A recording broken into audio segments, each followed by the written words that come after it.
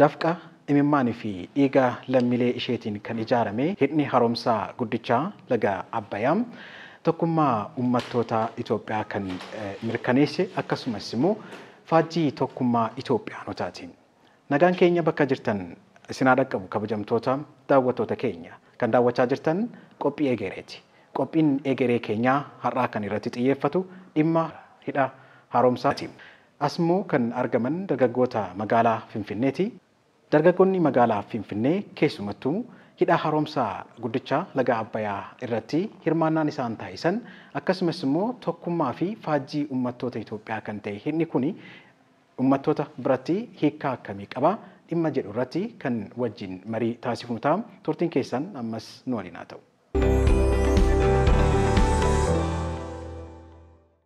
Tolee kabajamtoota daawwattoota keenya walitti deebineeti kan jirru qophii egeree keenya har'aatiin akkuma argitan dargaggoota magaalaa Finfinnee waliin turtii dhimma hidha haaromsaa irratti kan taasifnu ta'a. Gabbisaa Nagaash akkasumas immoo Leensaa Tasfaayee fi Darajjee Naggasaa jedhamu baga nagaan dhuftanii dhimma keenya kan itti fufnu ta'a. Hayyee mee jalqaba irratti walaloo qabanneerra kan jettanii walaloo keessan jalqabnuti dhimma keenya jabaatti kan darbinu ta'a. Kaleessa gaddaa yeroo bara durii yeroo nuuf hin gallee wallaalummaan gariin osuma silaalluu akka nama jaamee warqee keenyan darbee halagaan faayame. Yaa durii kee kalee isa ati nu gootee mana keenya digdee ormaaf humna taatee.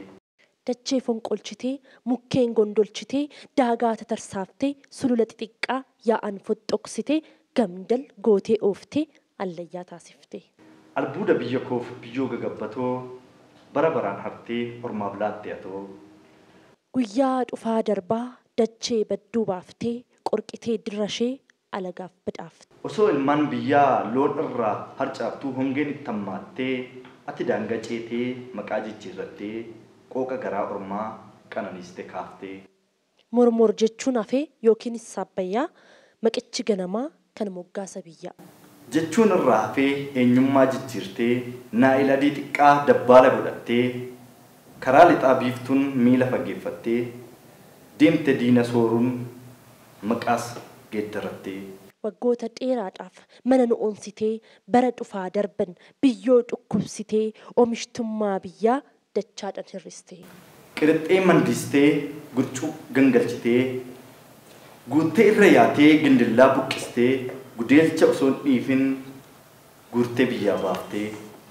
Kanaaf dhalootaarraa suni garaa gubee taa'ee mari'atee sitti tume dibbee. Akkas jechuun tumee lallabee dabarsee uummata biyyattii isa bahaaf dhihaa isa kaabaaf kibbaa hunda dhaqqabsiisee. Amalli Abbayyaa deemsi kana duraa inni daangaa cabse naanna'aa gandarra aadmaleedhaan tumnee muramti ammarraa. Walaloon keessan dhimma siyaasaa, dhimma dinagdee, dhimma hawaasummaa hunda isaa kan of keessatti hammateedha. Baay'ee walaloo bareedaa fi miidhagaadha kan hawaasas barsiisuu danda'udha. Hedduu galatooma. Hayyee marii keenya itti fufna. Mee jalqaba irratti 2003 gaafa dhakaan bu'uuraa lafa kaa'amu irraa jalqabee miirri garaagaraa hawaasa keessa hin jira jenneeti kan yaadnu. Mee miirri gaaf sana sitti dhagahame maal fakkaata? Bara 2003 bitootessa 24 muummichi ministeera yeroo sanaa obbo Mallas Zeenaawii guyyaatti dhagaa bu'uuraa isaan kan sanaa miirri jiru miira baay'ee ture. Ani yeroo sana daa'iman ture barataa kutaa 2-3 ture. So yeroo sanatti televezyiina ilaalaa ture. Hawaasni goleewwan hundarraa yookaan kallattii hunda Itoophiyaanonni bahanii akkaataa isaaniitti miira isaanii sana ibsachaa turan baay'ee kan nu gammachiise ture. Nutillee daa'ima taanee miirri keenya yeroo sana yaa waan isaa maatiirraa waan dhagaa turreef wanticha sirriitti beekuu baannee sadarkaa sana daa'ima taanee jechuudha. So Abbayyi garuu akka inni baay'ee Itoophiyaa fayyadu yoo hidhame akka inni Itoophiyaa fayyadu maatiin nu himaa turan jechuudha. So miiri yeroo sana ture baay'ee bareedaa ture. Miira qofa osoo hin ta'in deeggaraas taatee hirmaannaas taasisaati kan turte. Hayyee hedduu galatoomi. Yeroo dhagaan bu'uuraa kaa'amu ani mucayyoo xiqqoon ture garuu na yaadadha. Baay'ee haasa'amaa ture baay'ee haasa'amaa ture baay'ee akka fayyadu biyyaaf gatii guddaa akka qabu keessattuu nuti kanaan dura baroota dheeraadhaaf gowwummaa keenyaan albuuda keenya biyya keenya akka saamamaa turre fi amma immoo ofii keenyatti deebisnee biyya keenyaaf akka tajaajilu oolchuudhaaf ejjennoorra jirraa kan jedhu baay'ee haasa'amaa ture. Keessattuu du'a Mallas Zeenaawii booda baay'ee haasa'amaa ture wanti kun. Hoggassi sana yaadadha. Ergasii immoo erguma nuyi haayiskuulii geenyee booda immoo deeggaraa turre waltajjii adda addaa irratti yaadaanis waan osoo xiqqoo ishiitu ta'e walaloo xiqqoo barreesseen ture waa'uma hidha kanaan dura jechuudha.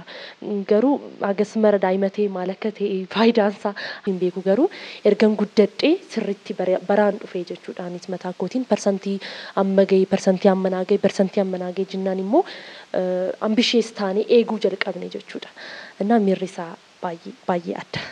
Dhugaa dubbachuuf taanaan akka waan bishaan hidhamee ibsaa qofa maddisiisutti osoo hin taane kan laallame akka waan Itoophiyaan biyya hambiraa maddiitti dabalachuuf biyya Itoophiyaa maddiitti biyya hambiraa dabalachuuf adeema jirtuutti bakka miira guddaadhaan fakkeenyaaf ani dhugaa dubbachuuf taanaan ergan akkas ol beekee bara 2006 mana hidhaan ture sanaa qabee jechuudha 2006 qabee mana hidhaan ture.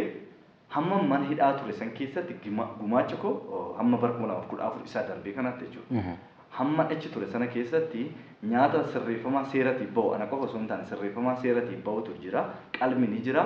Qalma ji'a ja'aafa dhaabuudhaan jechuudha. Sirreeffamaa seera mataansaa gumaacha taasisaa ture. Namni keessa hafee hin jiru. Miirri isaa miira addaa ture. Har'agaa hidhichi kun xumuramee ijaan arguun keenya baay'ee kan nama gammachiisudha. Itoophiyaanonni hedduunis kan itti gammadadha jenneeti kan yaannu miira keessan qofaa osoo hin ta'in miira hawaasa hundaa miira lammiileeti kan dubbatan jechuumaa fi gara qabxii keenya isa lammaffaatti haa cehu. Gama dinagdeetiin hawaasummaatiin siyaasaatiin kaasuu hin dandeenye garuu hiikkaan isaa Itoophiyaadhaaf maalidha kan jedhu irraa haa kaanu. Itoophiyaaf haaromsa ol ka'iinsa badhaadhina fidee dhufaa jira jechuudha. Soo gaafa jecha tokkoon oomishuu barbaade hidha haaromsa Itoophiyaa jechuun qabeenya waloo uummanni Itoophiyaa itti qabudha jechuudha. Biyyoonni kanneen akka Jibuutii, Somaaliyaa, Keeniyaa, even Sudaan illee dabalatee isaan immoo maal barbaadu? Humna ibsaa barbaadu jechuudha. So Itoophiyaan hidha kanarraa maal argatti? Diinagdee Itoophiyaatiif haaromsa guddaa ta'a. Maaliif? Hidha kana hiitee booda anniisaa elektirikaa ni maddisiisa. Anniisaa elektirikaa kun gara biyyoota alaa kanatti ni gurgurama. Kanaaf foreign currency nuuf fida jechuudha biyya keenyaaf. So diinagdee biyyaa ni guddisa. Hidhi kuni around naannoo biliyoona 74 meetir kiubii bishaan nuu hidhee jira. Bishaan kana maal gochuu dandeenya? Irrigation yookaan immoo jal'isiidhaaf fayyadamuu dandeenya jechuudha. So qonnuma jalatti immoo olaallee kan biraa fakkeenyaaf qurxummii horsiisa qurxummii qonna jalatti ramaduu dandeenya waan ta'eef horsiisa qurxummii osoo ilaallee akka miidiyaa hawaasaa irratti amma ilaalaa jirru even qurxummiin yeroo ammaa achi keessatti qabamee wanni jechaa jiru sun hara yookaan immoo yeroo baay'ee qurxummii hara keessa waan jiraatu hara bakka biraayyuu keessa jiru waan jiru natti hin fakkaatu. Saayiziin isaallee baay'ee guddaa kan fooniif oolu. So dargaggootaaf illee waan hojii guddaadha. Kanaaf diinagdee keenya ni haaressa, qonna keenya illee ni haaressa. Inni kan biraa turizimii keenya ni haaressa. Turizimii Itoophiyaa. Akkuma mootummaa jijjiiramaa amma bakkeewwan garaagaraa turizimiidhaaf oolchaa jiru kana naannoo hidha laga Abbayyaa hidhamee jiru sanattis turizimiin achitti uumamaa jiru Itoophiyaaf haaromsa guddaadha jechuudha. Maaliif lammiileen biyyoota garaagaraa as dhufanii ni daawwatu.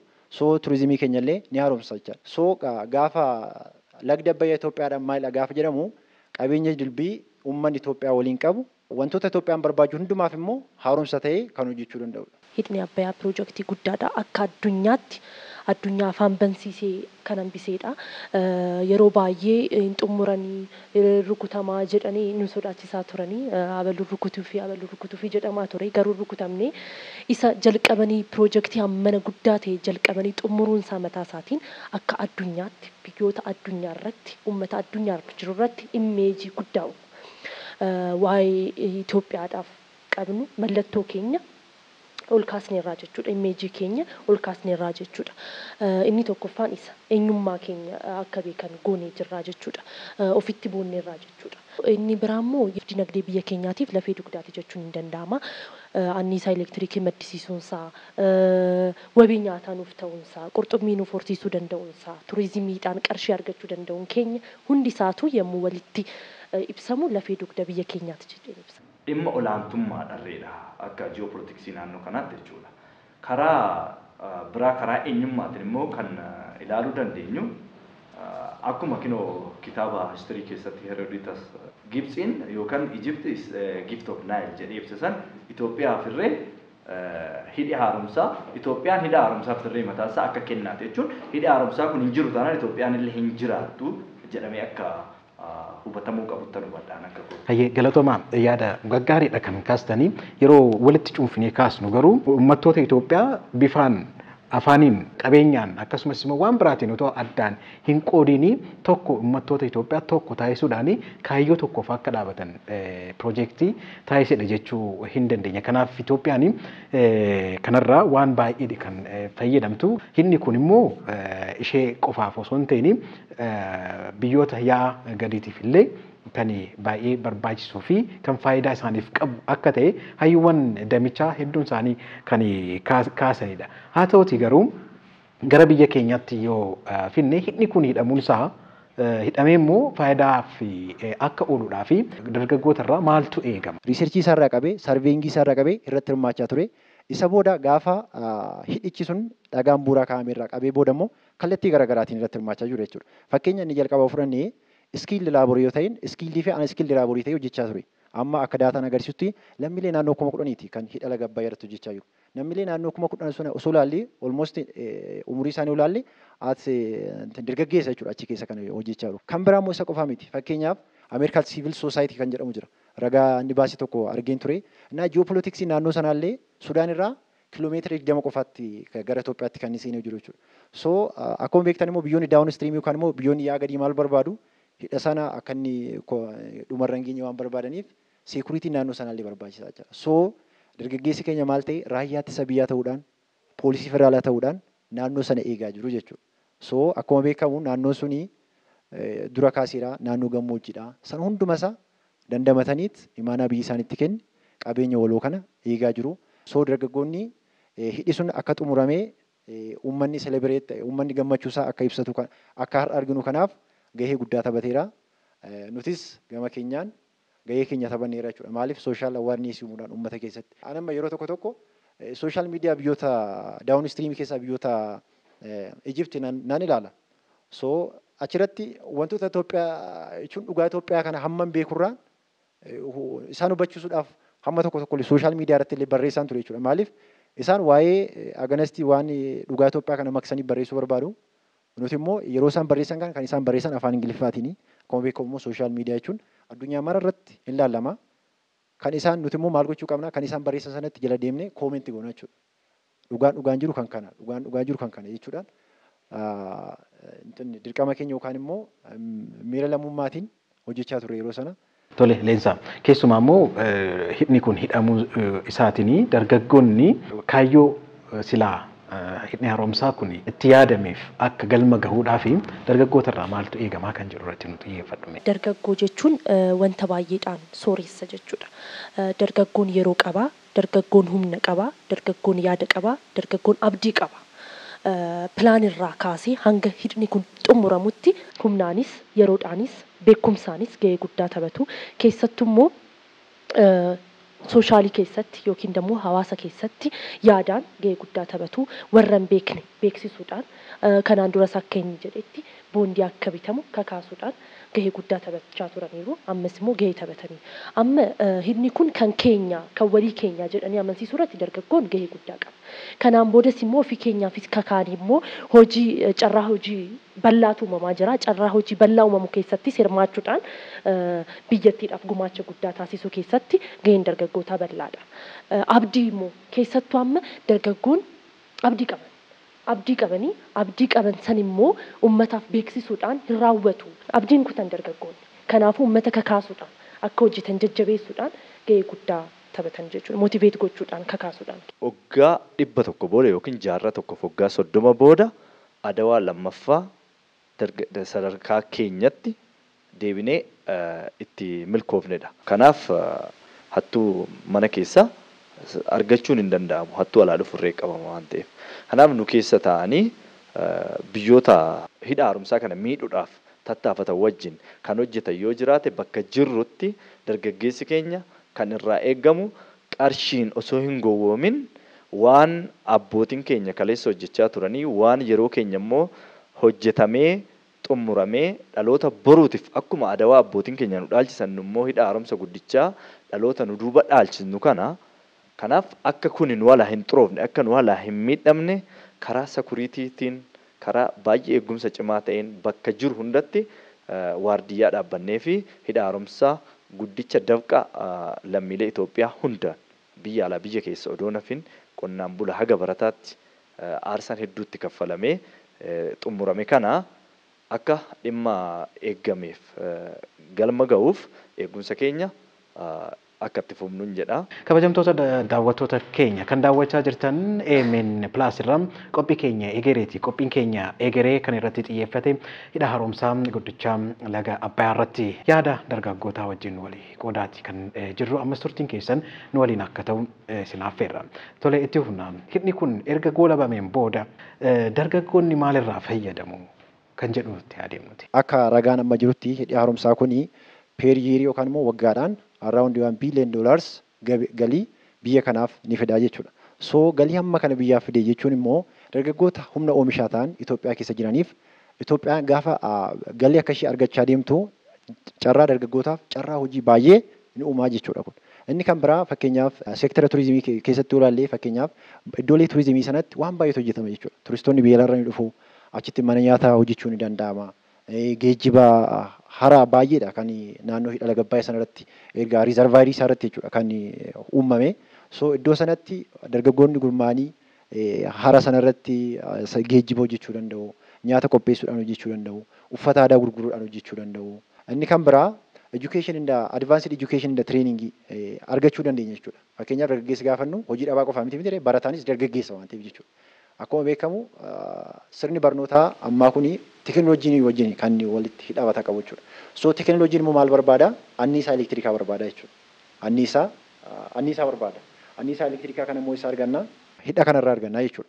So higher institution keessatti ta'uu danda'a, sadarkaa barnoota olaanaattis ta'uu danda'a, sadarkaa primary keessatti, secondary school keessattis ta'uu danda'a. Treeningii garaagaraa argachuudhaaf yookaan barnoota qulqullina argachuudhaaf meeshaaleen biyya irraa advanced ta'an gaafa biyya keessa galan isaan maal barbaadu? Humna elektirikaa barbaadu. Humna elektirikaa sana immoo hidha laga Abbayyaa sirriitti yookaan immoo ishee isa amma qabnu kana dachaa lama godhee waan nu kennuuf wanta barbaadnu sana inni advanced way yookaan immoo karaa advanced ta'een akka argannu nu fayyada jechuudha. Dinagdee Itoophiyaa yoo laalle parsantii 80 ol agriikaalcharii irratti kan hundaa'ee jiru. Gaafa waa'ee hidha Abbayyaa sofnu immoo irrigeeshiniidhaaf jallisiidhaaf akka faayidaa guddaa qabu laalleerra nyaata wabii nyaata akka nuuf kennu laalleerra jechuudha. Kanaafuu rakkoo guddaatu hiikamaa jechuudha dargaggootaaf. Wabii nyaata argachuu dandeenyeerra nyaata biyya alaarraa doolaara guyyaa guyyaadhaan dabalaa deemuun kaffalaatii galchinu nuuf hir'isaa jechuudha. Faayidaa qaba karaa kanaan jechuudha wabii nyaata argachuu keenyaan. Inni biraa immoo karaa beekumsaa yoo laalle itti dabaluudhaaf jecha hidha haaraa waan ta'eef kanaan dura piroojeektiin akkasii hojjetamee waan hin beekneef beekumsa isaanii abdeet gochaa bal'isaa deemanii jechuudha yaadni isaanii. Muuxannoo irraa baratanii ofii isaaniis abdeet godhu upgrade godhan jechuudha piroojeektii isaaniif jecha.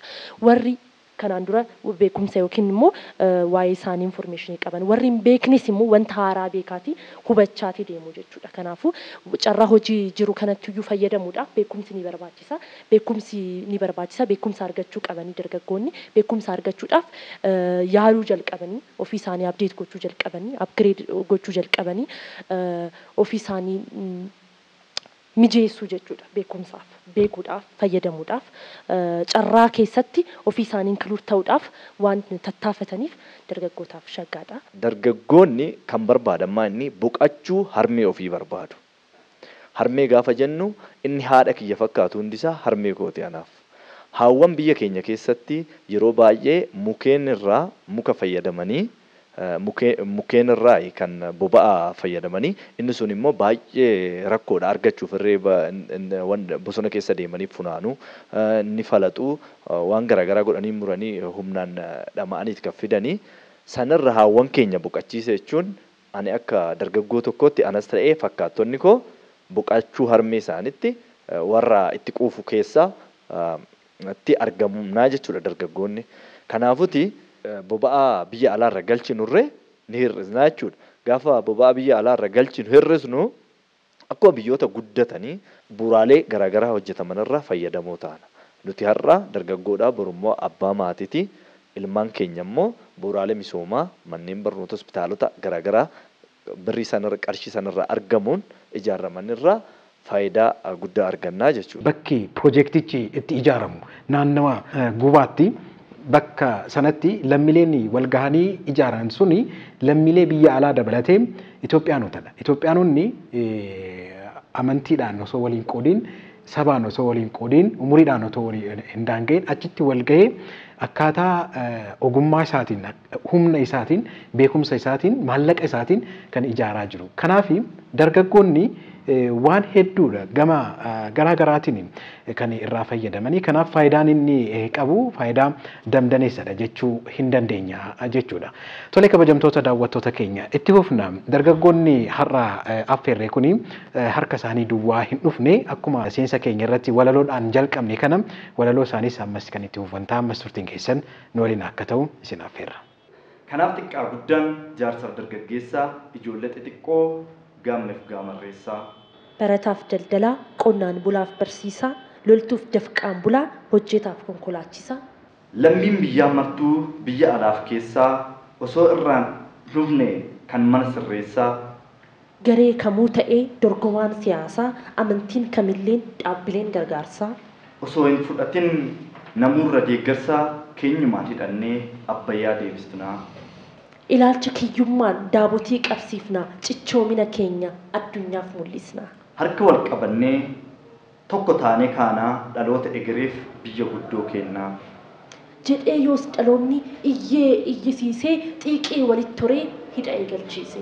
Eegalee sinteenyee dabaree wal tumsee waan qabu arjoomee wal utubee cimsee. Barri kutee dhufee ji'aan ida'amee sekondiif daqiiqaa sa'aatii jedhame. Guyyaan tokko lamaan torbee ta'ee darbee torbanis dabareen ji'aaf iddoo qabee. Jiinis walitti dhufee waggaadhaan fulla'e abbayis hidhamee gara dhumaa ga'e.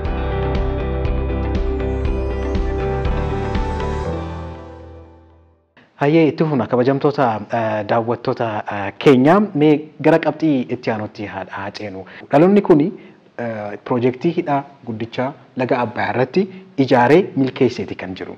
Dhaloonni inni dhufu kanarraa maal kan baratu kan jirutti adeemnu. Tokkummaadhaan wanti hojjetamuu hin dandeenye akka hin jirre nutti agarsiisa jechuudha. Fakkeenyaaf gaafa achitti ilaaltanii kan inni hojjetamaa jiru naannoo Beeshaangul Gumuz keessatti. Amma fakkeenyaaf osoo riijinii ilaallee kan achitti jiru garuu namoonni eenyudha? Sabni hundumaa jira jechuudha. Sabaaf sablammiin hundinuu jira. Amaaraan jira, Tigireen jira, sabaaf sablammiin Oromoon jira, hunduu jira jechuudha. Kun maal agarsiisa? Qabeenyi sun kan saba tokko, kan riijinii tokko akka hin taane, kan qabeenya Itoophiyaanota hundaa akka ta'e jechuudha. Gaafa tokkoomnu, gaafa tokko taanee hojjennu wanta nuti milkeessuu hin dandeenye hin jiru jechuudha. Tokkummaa gaafa uumnu, Itoophiyaan humni tokkummaa gaafa uumnu, akkuma Adaawaa irratti moo'ichaan gallee sanaa ammas tokkummaadhaan laga keenya laga guddaa isa albuuda keenya baay'ee baatee deemaa jiru asumatti ragaa godhanii. Inni kan biraa miira Itoophiyaanonni ofiin waan jalqaban tokko xumuruu danda'u yaada jedhu. Fakkeenyaaf dhaloonni ammaa kun meegaa piroojeektii kana hojjetee xumureera. Meegaa piroojeektii wantoota kana booda hojjetaman irrattis Itoophiyaanonni birrii keenyaan, injiineerota keenyaan, qabeenya keenyaan hojjennee wanta tokko galmaan gahuu dandeenya kan jedhu dhaloonni irraa barachuu qabaachuu. Nuti bara Adawaan turre garuu ammas Adawaan yommuu ka'u boonneeti waa'ee Itoophiyaa kan dubbannu jechuudha. Dhaloonni dhufus boonanii waa'ee keenyaa dubbachuu danda'u jechuudha. Sababni isaatis galmaan geenye jira wanti yaadamee galmaan gameera waan ta'eef. Inni biraa immoo nuti teeknooloojii baay'ee hin guddanneen biyyoota hin guddanne jedhamne yookiin immoo biyyoota ganaa tattaafachaa jiran keessatti ramadamne meegaa piroojeektii guddaa kan eega galmaan geenye isaaniif immoo salphisaa fi deemneerra jechuudha. Jiruu isaanii salphisneerra isaan jedhanii yaadan isaan nuun jedhaniin.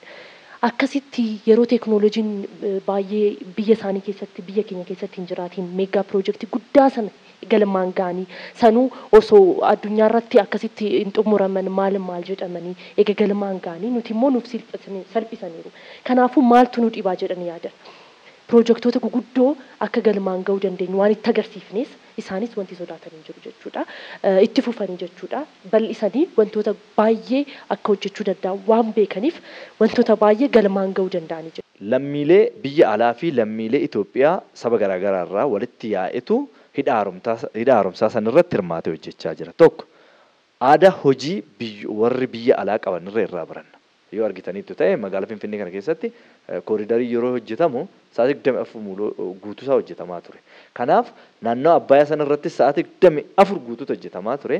Sanirraa wanti nu barannu halkan guyyaa wanti jedhu hojii irratti hin jiraatu. Jijjiirama fiduudhaaf jechuudha. Kanaafuti achirraa hojii irratti cichanii hojjechuun jijjiirama akkamii akka fiduu danda'u.